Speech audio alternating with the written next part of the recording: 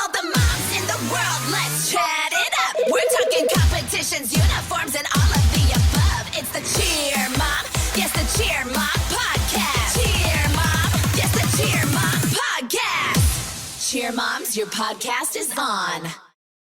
The moment is here, and I still can't believe it. I have a dream guest on the show today. My voice is shaking even talking about it now, and I've already had the interview. Before I even started the first episode of this podcast, I had a list of here are some people that I believe will talk to me and be on the show. Here are some topics that I can talk about on my own. And then here are pie in the sky dream guests that one day I would love to have. And one of those people was Justin Carrier. I have been pestering, publicly professing my love for Justin for a long time now. And if you follow me on social media, you know, I have had a crush on him since the moment I first saw him at a cheer competition. Since I first saw him in action, I have publicly asked him if he would marry me. There are a couple of hurdles, I'm married and he's not sure if his boyfriend would be okay with it, but semantics. I am a Justin Carrier stan. And for those who don't know what that means, I'm not just a fan. There are fans and then there are stans. There are fans of Taylor Swift and then there are Swifties. Justin Carrier needs an equivalent. What could we call them? Somebody get on that. Justies? We'll work on it. I am a Justin Carrier stan. He has been in the cheer industry for decades. Doesn't look a day over 27. You guys, he competed at the bandshell in Daytona. He was one of the first teams to compete at the first time they did NCA College Nationals in the bandshell. There was no point of reference for that. He competed in the bandshell before anyone else had competed in the bandshell. He is the vice president at Varsity Spirit. He is the head of NCA. I don't know if that's the actual term, but he hosts NCA. He directs everything NCA. He has been seen on things such as the Cheer documentary on Netflix. Now, he wasn't on the show, but he was on a show that was on the show. So the COVID year when they had to do award ceremonies remotely, Justin hosted those shows. He hosts the live varsity shows. He is on the varsity TikToks. He is silly and funny and loves cheerleading and wants to make sure the kids have a positive and safe experience and has such a rich background in this sport. I would even say has been a trailblazer and a foundational figure in the sport of cheerleading. You'll hear it in the interview, but he is highly respected and loved by all-star athletes. He is in the mix. He is there interacting with athletes and coaches and gym owners. He's been a coach before. He was a skilled cheer athlete, still has a lot of those skills, a kind executive, and he has my heart for sure. Now, this is going to be a 2-part interview because we just got to talking about so many things that I think, especially with the foundational knowledge that we now have on varsity because of the last 3 episodes. If you haven't listened to those, please go back and listen to the last 3 episodes. It's really about a history of cheerleading, how varsity grew to be what it is today. It answers a lot of questions that you might have about varsity so that hopefully now you can sit back and enjoy the conversation with Justin. So it's a 2-part episode. And in today's conversation, we talk about his background in cheerleading. He had a chance to have a conversation with Lawrence Herkimer, who founded NCA and basically founded cheerleading as we know it today. We talk a little bit about the history of NCA and how it's grown, how much the sport of cheerleading has grown in the last 20 or 30 years. He schools me on a skill that I thought that I knew about, and it was probably one of the most embarrassing moments in my career as a cheer mom, aside from the time that I showed up to that team bonding event in my pajamas. But I had to apologize to my daughter in advance for how much I am going to have embarrassed her because of this moment. But I promised Justin I wouldn't edit it out just to make myself look better. So we have that moment, the differences between UCA Nationals and NCA Nationals, and the future of NCA. Remember, we've been talking a lot about that, and everybody has wanted to know, is NCA moving venues? What's the future of NCA? And he talks with me a little bit about that and more. He's just a great guy. Without further ado, enjoy my cheer crush, Justin Carrier. Do you want to get that high pony looking slick and clean every time? Well, whether it's competition hair, getting that super clean look for your choreography, or even just that cute, trendy low bun for going out with friends, Slick Hair Company is your answer. Slick Hair Company is the founder of the original Slick Stick, and they also provide high-quality hair care, hair accessories, and styling products that will help you to achieve the perfect style and look. I used their wax stick for that middle part low bun look, and it was awesome. I was even able to curl my hair the next day without washing it, and my hair wasn't all greasy and gross. Founded by a female entrepreneur, Slick Hair uses cruelty-free ingredients that smooth all hair types. They hydrate and strengthen your hair. They promote hair growth and leave your hair feeling fresh and not greasy or sticky. Visit slickhaircompany.com/thecheermomblog and use code thecheermomblog for 10% off your entire order. That's slickhaircompany.com/thecheermomblog and use code thecheermomblog for 10% off. Your perfect style awaits with Slick Hair Company. This episode of the Cheer Mom podcast is supported by the Cheer Collection, inspirational jewelry styles for every cheer enthusiast. As cheer moms, athletes, and those who love cheer moms and their athletes, we're all looking for a way to show our support. Sometimes that's a big fat head with your athlete's face or a big blingy jersey, but those things don't always translate into our day-to-day lives. The Cheer Collection provides quality, classic jewelry pieces, expertly engraved with subtle quotes like 2 minutes and 30 seconds, hit 0, and 1, 3, 5, 7. A necklace, bracelet, or ring from the Cheer Collection can be worn at school, work, or anywhere you need or want a touch of class and a little encouragement or reminder of the sport or the athlete that you love so much. And for those who have been asking, brand ambassador applications are now open. Big things are coming to the ambassador community, including opportunity for leadership development, to have input on new pieces of jewelry, and of course, to build community and make new friends. Visit thecheercollection.com. That's thecheercollection.com for details. And just for listeners of this podcast, if you enter code POD15, that's POD 15, you'll get 15% off of your purchase. Justin, I finally wore you down.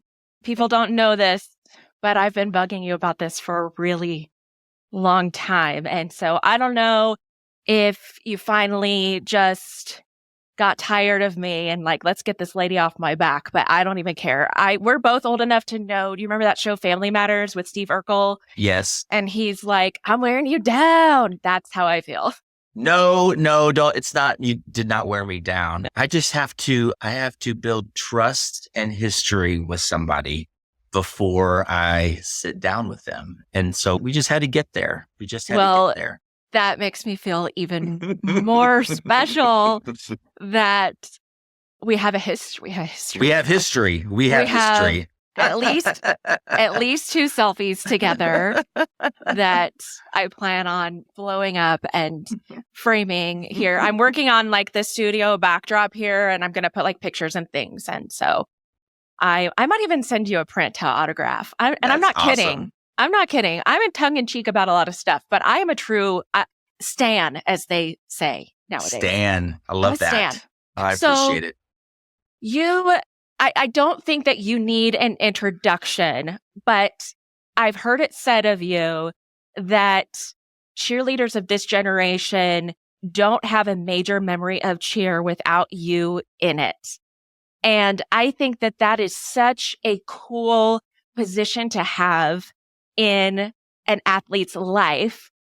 And you've been doing the podcast circuit. So like, how does it feel to have that role and sort of be a major face of Varsity Spirit? Wow. Well, when the retired athlete made that comment, that was a huge honor. When I'm working with the kids, I used to coach, and that's a much more direct relationship with the athletes. And I miss that part of it. And so as an event producer, you're on the sideline or you're backstage basically through the course of the event. So the fact that any of today's generation associates me with their memories is pretty cool, because it's pretty cool to get to be part of their memories getting created.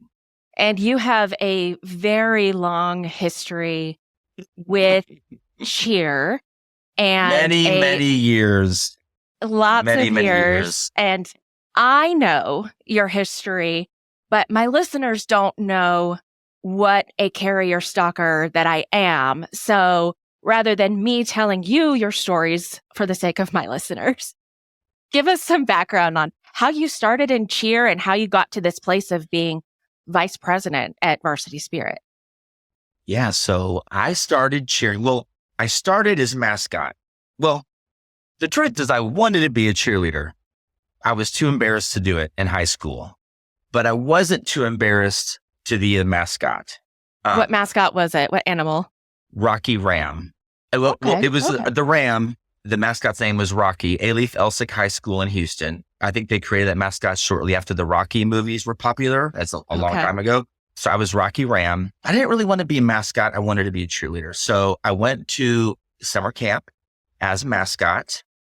I won, the mascot All-American award or whatever it was. And then football season started my junior year in high school. And that mascot character head was so hot. In Houston, Texas, like the armpit of America. So quickly, I took that costume off, the mascot character off, and just started cheering without the head on. So I was the Ram without the head on, and I would do the cheers with the girls, and I started learning how to stunt, and I was hooked. Once I started learning how to stunt, I was hooked. So my senior year, I cheered at my high school, and I also joined an All Star team. And that was early. All Star started in like 87, 88. And this was 94, 95. And so there was 7 or 8 years of All Star, but All Star was just starting. So senior year, I got to do high school and All Star cheerleading. Based on my coach's recommendation, I tried out at University of North Texas, started cheering there, and I started teaching summer camps for NCA right out of high school and have been doing that ever since in different capacities. I coached All Star for a while at cheer athletics. I did a lot of choreography for high school teams, coached high school teams, and worked for NCA and then Varsity Spirit full time and just never stopped. I was going to go do business consulting after college. That's where I was headed. And I just never stopped doing cheerleading long enough to get into that. And then before you know it, I'm a middle-aged man who still does cheerleading. So is there anyone else in your family that's into cheer or does cheerleading, or you just kind of found it on your own? So I've got a twin brother, and he... I've mistaken him for you, as we all have. As many have these days. So he played basketball and I was a cheerleader. Really awkward moments when I'm like on the sideline at high school basketball games, like doing a chant for Jason with all the girls. It was awkward for him and it was awkward for me. But he came to visit me at an NCA. I used to teach, when I taught camps for NCA, I taught it with the coach from the University of Texas. My twin brother came to visit me at that camp. the coach from UT, my brother went to UT, the coach from UT grabbed my brother and taught him how to stunt. And then my twin brother was hooked. And then all of a sudden, like I was the cheerleader twin. He became a cheerleader that sophomore, junior year in college. He cheered for 2 years in college. So he'll brag that he was like a big time cheerleader like I was. But the truth is, he only did it for 2 years. He loved it. He had really exciting football experience in college. But he tried to steal my thunder for 2 years and steal my identity, but I would not let him. And so the only other involvement my family has now is I've got 2 beautiful nieces who coincidentally fell in love with cheerleading without even understanding what the connection to me was. And they watched that show with Cheer Sport Great White Sharks on whatever platform that was, and they were scrubbing through YouTube and stopped. And they said, "Mom, is that Dad on YouTube at a cheerleading competition?" They're like, "No, that's your Uncle Justin." And so what's really cool is they loved it before even realizing that I was part of it. So that was pretty neat. That's so cool. So it is in the blood in some way. Yeah, and I think so. I feel like Jason knows his role now, because now I see him walking around NCA with a t-shirt that says, "I'm his brother." Yes. I'm his twin brother. I love it.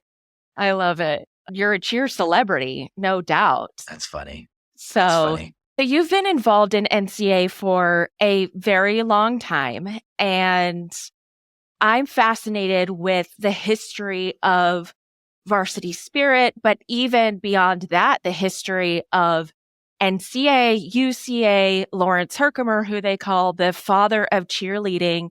And he actually started NCA. Did you get to work with him at all? Not officially work with him. I'm still very young, so I did not get to work with him. He retired before I came on board.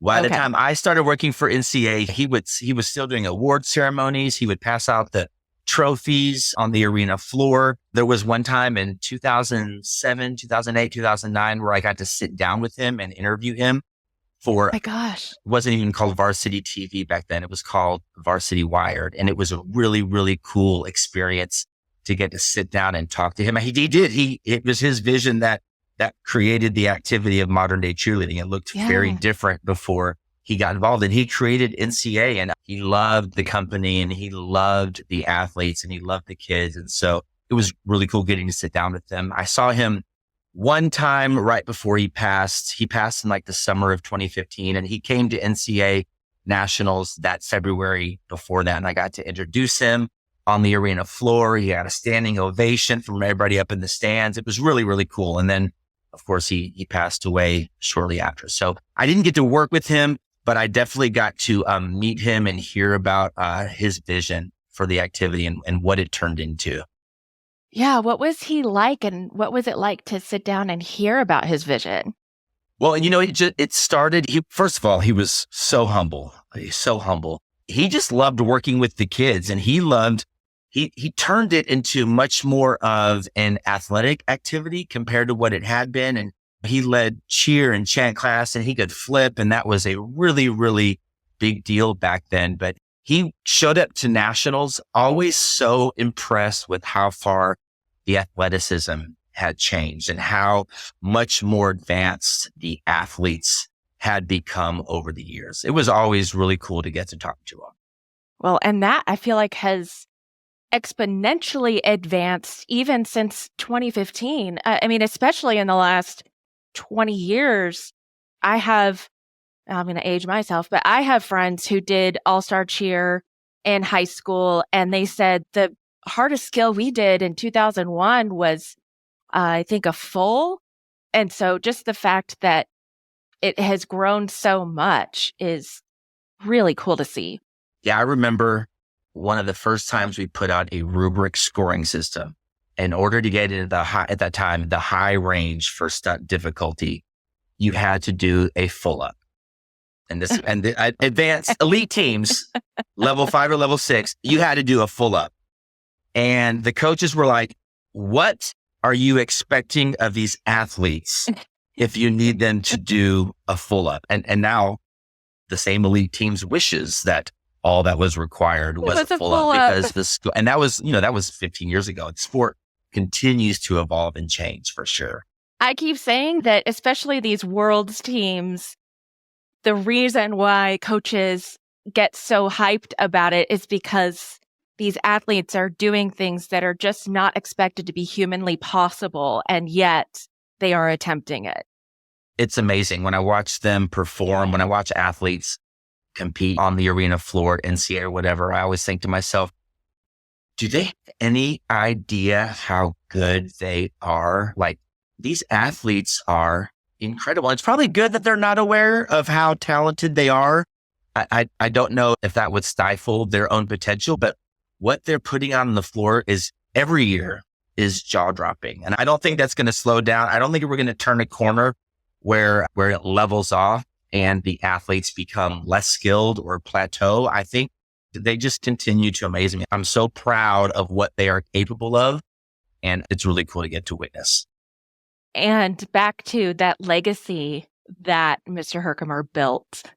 And I just wonder if he ever thought that it would be what it is today.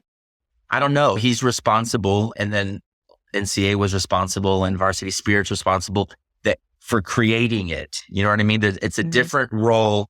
It's a different role when you are the steward, when you are putting it out there. And thanks to Varsity Spirit, retired cheerleaders get to do this for a living full time. This industry exists. And before, back in the day, maybe you cheered in college if you were strong enough or fit the athlete type that was needed for that team. But once you did that, you retired. And now there's this opportunity for people who still love it or still want to be involved or who are still passionate about young people or about cheerleading to stay involved. And Herky is responsible for that. And then every industry leader today is responsible for that. Herky, Jeff Webb was responsible for it. Everybody at Varsity Spirit. I mean, to get to cultivate that and make that happen and let people like me get to live out their dreams forever is pretty cool. That's awesome. And yes, I've heard wonderful things about Jeff Webb too, and he's still involved in the industry. I don't know that there's a jump named after Jeff Webb, but there is a jump named after Herky. And my daughter's going to kill me for doing this, but you have. Are you about to get up and do the jump? Are you about to get up and do this jump?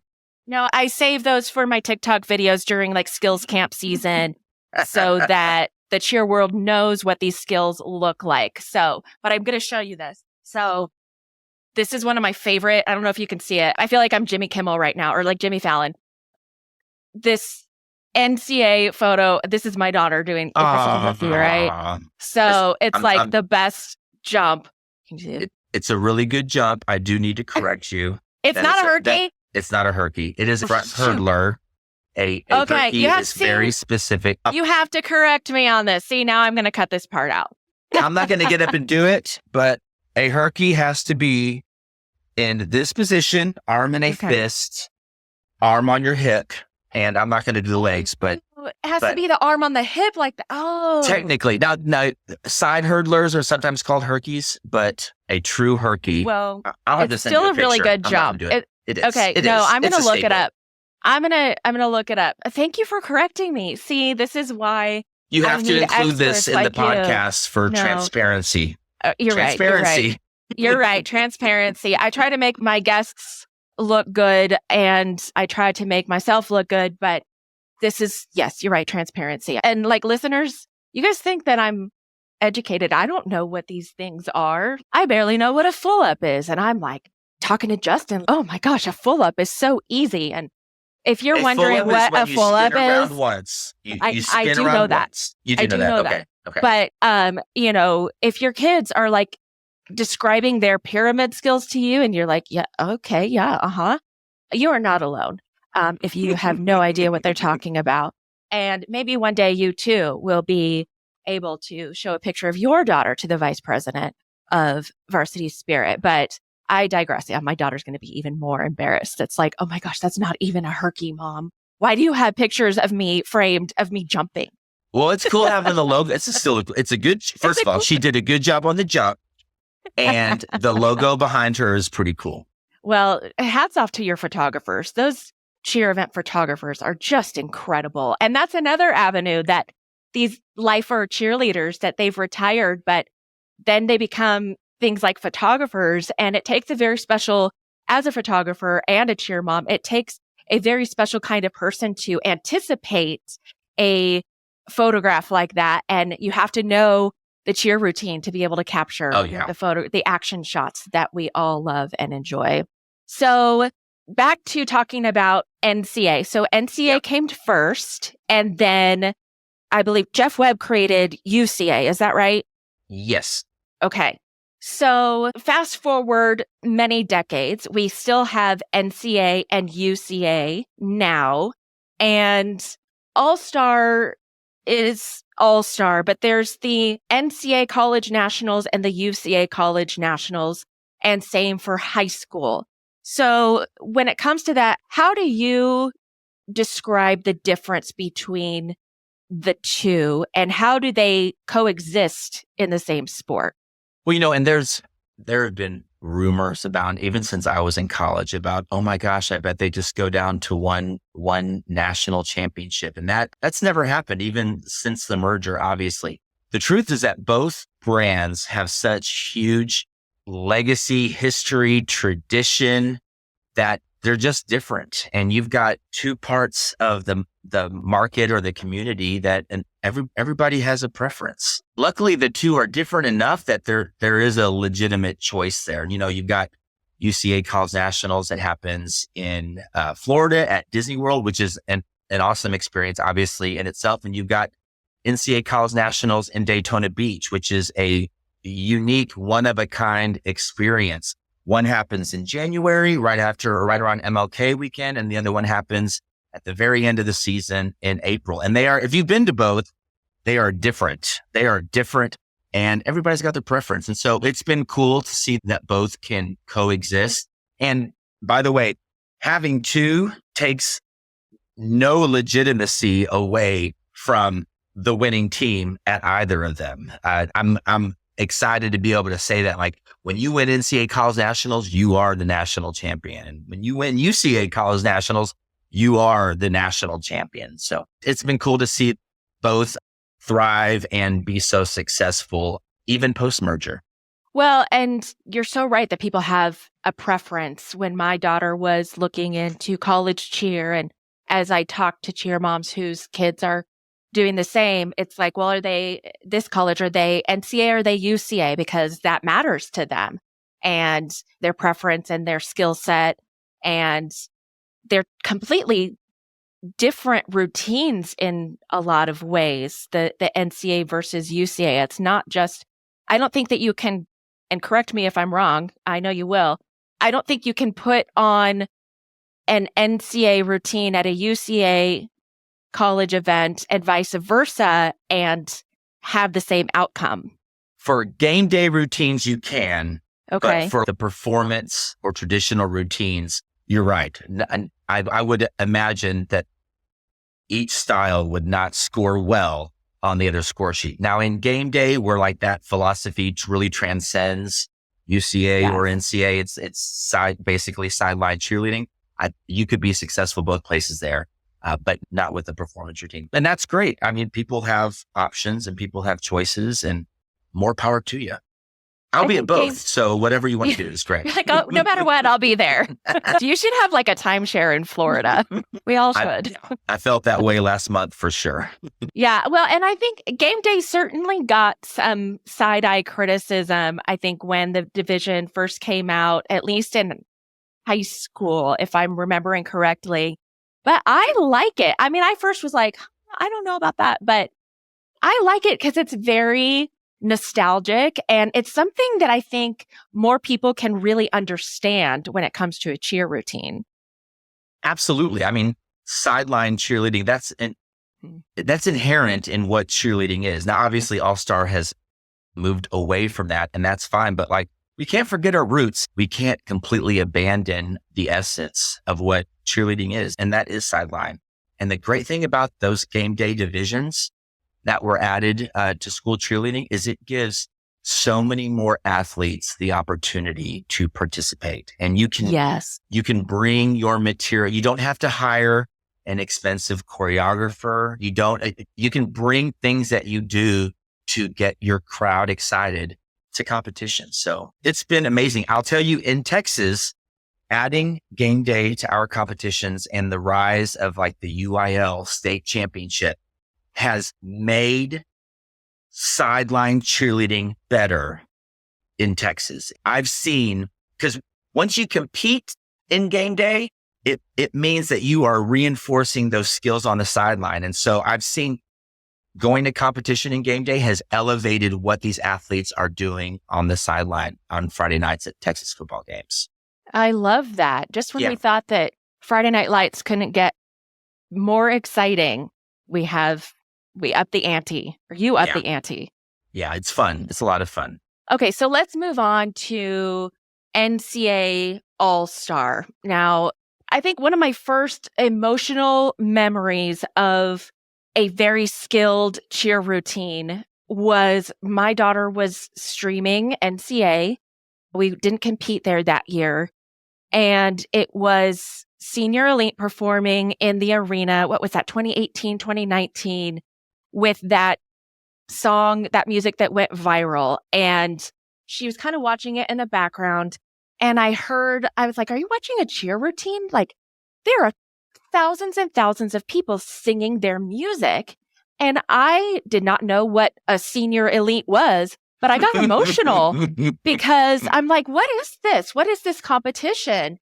And my first memory, well, I'll back up. What do you attribute to NCA All Star being the event in All Star cheerleading and being so prestigious? First of all, I think that the history and the legitimacy of it, I feel like it means the most to the teams, which transcends to the culture of the event. You know, we used to not allow crossovers at all. We were the only ones, and we've since relaxed the rules a little bit. We allow crossover. There's a lot of legitimacy and business decisions that we've made to protect the purity of the sport. So we limit crossovers there. We don't let you go beyond every single team. And so, you know, when a team takes the mat, that program is putting their best foot forward for the most part to try to be successful. We've had taglines and cultural references.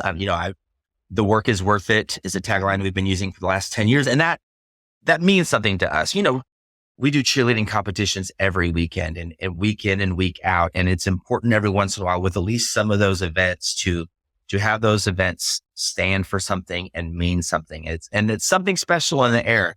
Worlds has obviously become very, very popular, and I feel this way too. In some, it's a really, really big deal, but like there's a nervousness and a seriousness about getting ready for NCA that isn't the same when you're getting ready for Summit or a USASF World Championship or whatever. And I don't even know, I'm not sure what that is, but everybody agrees. It's like, you're not messing around when it comes to NCA Nationals. That one is serious. How long has All Star Nationals been, at NCA specifically, been around? So All Star divisions at NCA High School Nationals started in 1987-88 season. Okay. So we had like a junior and a senior division. And by the way, this is before my time. So there's a group that's actually responsible for starting All Star. Carol and Lance Wagers, who were running NCA at the time, added it at the events. And so that's really when the market started to grow. It wasn't until 1995 that there were enough teams to break off from NCA High School Nationals and start NCA All Star Nationals. So this next year, NCA will be celebrating the 30th annual All Star National. It'll be the 30th year of that event that we've had. 1995, that was around your time. Did you compete at the very first one? It was my senior year in high school, so I'm still very young.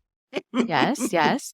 I did not. I performed at 96, but in 95, I brought a junior prep team. I was a junior coach. Junior prep is basically what youth is now.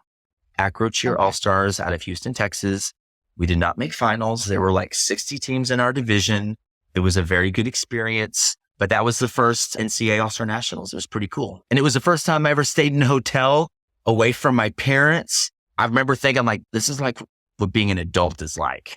And and every time I go to the Anatole now, because, you know, we work with all the hotels in Dallas, anytime I talk to the management at the Anatole, I tell them like my first experience at a big cheerleading competition was at NCA All Star Nationals, and I stayed at your hotel, and it was pretty cool. Okay, so you coached a team at the first NCA All Star, and I recently found out that you competed at the very first Daytona NCA College Nationals. So you're like a legend. You're a legend. I think I was just born at the right time or the wrong time, however you want to look at it. But it did work out perfectly. For such a time as this. Can you imagine being a freshman in college on a cheerleading team? Just first of all, cheering in college was like beyond my wildest dream. I'm on a college cheerleading team, and then to find out that you're going to the national championship in Daytona Beach. I mean, that was so cool. It was so cool. And back then, I mean, all we had back then, I had a black and white picture of what the bandshell looked like. And our coach would show us the black and white picture and say, visualize this backdrop behind you. And there was no footage yet. Nobody had competed there yet. And so all we had was this idea of a bandshell and what it all meant. It was pretty cool. It was really cool. Young listeners, we did have color photos back then. He just happened to have a black and white. I should clarify. Live was in color and pictures were in color, but that exact photo was black and white. We had cell phones-ish.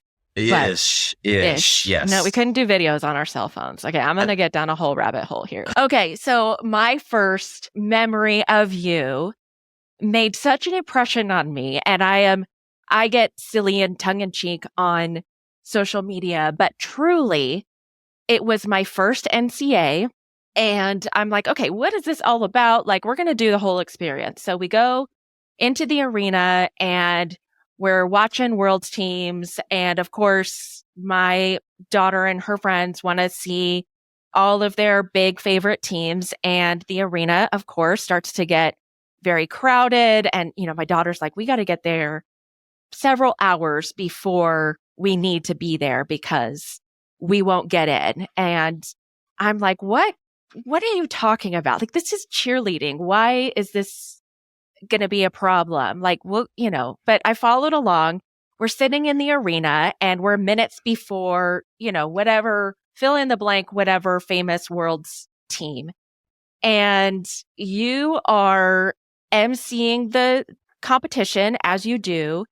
And I don't remember exactly what you said, but you took charge and were like, you weren't mean. You just were like, I know everybody is excited to see what's about to happen on this stage. And I know everyone is excited to see this team perform, but we cannot let them perform until everyone is in a seat. And it was like this, and I'm sure it was very stressful for you, but it was like this 15-minute process of getting people in seats, of literally having the fire marshal there. And the way that you handled it was so impressive to me. And in a way that's like, we don't want these athletes to get cold. I'm just as excited as you are. But literally the fire marshal is going to make me stop if we don't get this under control. And I will always have so much respect for you for that. Does that come naturally to you, or what are those moments like? Because it seems like it happens almost every year that you have to take control of us. Yeah. In terms of, we have solved for the arena capacity issue. We've gotten better and better about that. And we've got a special viewing flow that works. And luckily we don't end up in, and I remember the specific situation you're talking about. The urgency of that comes from the athletes getting cold backstage. The last thing we want to do is have the athletes come on the floor not warm anymore. Sometimes you have to put yourself there. There was one year when I was working Worlds, like early on, the first year that Worlds shut down because they were overcrowded. I had to go out there and I was like, most of the crowd knows me, so I'll go tell them that we're not going to let anybody else in. And I went out on the floor and they booed me. It was like, what? I'm just sharing the news. This isn't my fault. I don't want anybody to miss the routines. But anyway, so yeah, there have been plenty of times where we have to get out front and make an unpopular decision or deliver an unpopular message. And it happens, unfortunately, that happens frequently, but that's what leadership is. You've got to walk through it. You have to walk through it. I've learned as long as you're putting the best interest of the athletes at the forefront of whatever you do, you're going to be okay. And you got to keep your head down and keep working and know that at the end of the day, everything else will fall into place. And it was important. It was important to those athletes at that year's NCA Nationals that we get back on schedule. And whoever that was sitting up in the risers, ignoring me when I said, get out of the aisles, you in section 22. Yes. I was like, whoa, this guy means business. He was like, I see you. I remember that. Yes, that's exactly. I thought, I'm going to get in trouble for this later, but he's not going to move unless I refer to that guy in the white cap and the striped shirt sitting in section 22. Yeah, whatever it wasn't just a blanket statement to make the fire marshal happy. It was like you and you.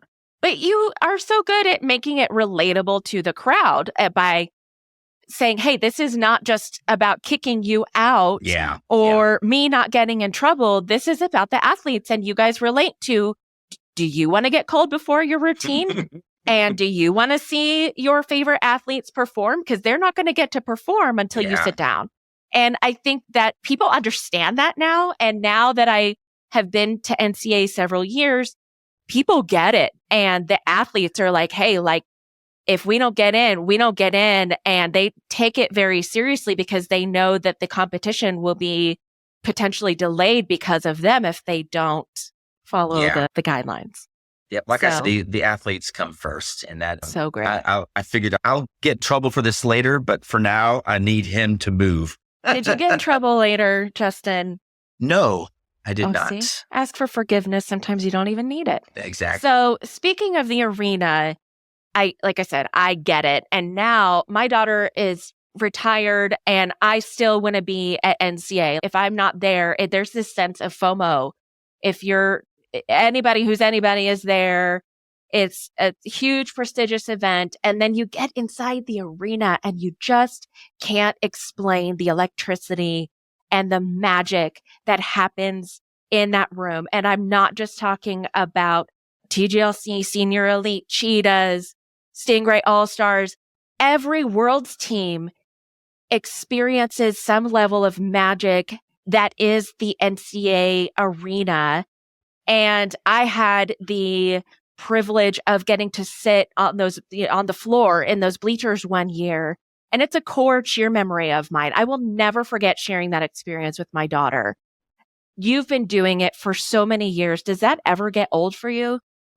No, that doesn't get old. And, and we've got 6 performance halls. So there's 85% of the event that never sees the arena and still has an incredible experience. But that arena, it's something special. And I remember, I performed in the arena a couple of times and you just feel like you're being swallowed by the entire convention center when you're on that floor. When I think about I feel this way about competitive cheerleading in general, the amount of confidence and tenacity it takes an athlete to even walk out onto the floor and get set. Think about how that prepares you for the real world. If you can walk on the arena floor and get set and then do a 2.5 minute routine, you can handle that job interview as an adult. There's a certain pressure that comes along with that I think stays with the athletes long into the future after they're done cheering. Yeah, that's so good. Okay, so there's been a lot of talk, and I think on every interview you've been on, people have asked you about the location of NCA and what's going to happen at NCA, and we've established that NCA is not going anywhere. There are remodels that are happening, but NCA its home is in Dallas. However, it's going to be in January in 2025. No, 2026. 2026. 2026. 2026. It's going to be in January. Is that because of the remodel plans? Yes. Yes, we're having to get a little creative with the space and the timing. But yeah, we've been working with the city of Dallas to make sure that we have everything that we need. And it will be, I think it's January 9th to 11th of 2026. And that scares me for the teams that, that are now going to have to give up more of their Christmas break to make it to Dallas in time. But it's going to be a great event. Cheer Parents 2025 5, Christmas, do not make plans because you Please will have don't. practice. Please don't. You will have practice over Christmas break. Okay, so that weekend, I don't know if you know this, Justin, but that weekend, I don't know if you, the Vice President of Varsity Spirit, knows this. That's Jam Fest weekend. That's Majors weekend. It's the weekend before Typically. Jam Fest and Majors. It's the weekend. Okay. Our event will be the weekend before. Because of the way that the weekends lie. Okay. Yes. All right. So you can do both. You can do both. Well, let's be realistic that not everybody will do both. Right. So my question to you is, JamFest has a parent room, and it's like JamFest's claim to fame where like no athletes are allowed. There's couches, TV is a private bar. Are you going to provide that at NCA during that weekend in 2026? Wow. A private bar. That is fancy. I did not know about 2 that. private bars, Justin. That's awesome. I'll be honest with you. I feel like a historian when I talk to you for some reason, but we did offer a spectator room probably 6 years ago and nobody went. Nobody went. Did you have I a don't know bar? why. No, we didn't have a bar. That's why. Nobody went. I will tell you, if we weren't already using every inch of space that convention center would give us, we would give you a parent lounge. Okay, well, I'm going to start brainstorming who we can boot to create a space. Like, is there a gym, guys? A team room? Yeah, give up a team room. Some gym needs to volunteer as tribute to give up their team room.